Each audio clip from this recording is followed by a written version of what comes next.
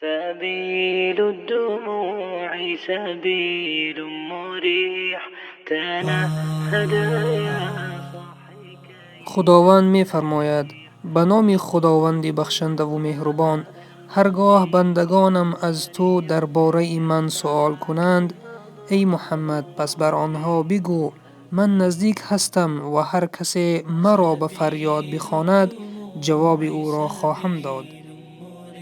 پس به نداام پاسخ دهند و به من ایمان آورند تا راه راست را یابند. امام ذهبی رحمه الله می فرماید هر کسی همیشه دعا کند دعایش مستجاب می شود و هر کسی دری را به مدت زیاد بکوبد پس بر او باز خواهد شد. بله برادران عزیزم، ناامید نباشیم. ناامیدی از شیطان است. اگر مشکلات در حیات داریم باید فقط از الله آن را طلب بکنیم و در پی اصلاح آن شویم.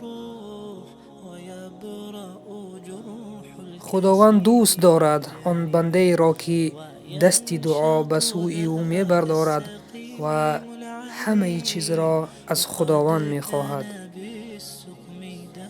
پس بیایید برادران از جمله بندگان دعاگو باشیم. ويعود الهوى ككبش ذبيح بذكر الإله تطيب الحياة تسر أسى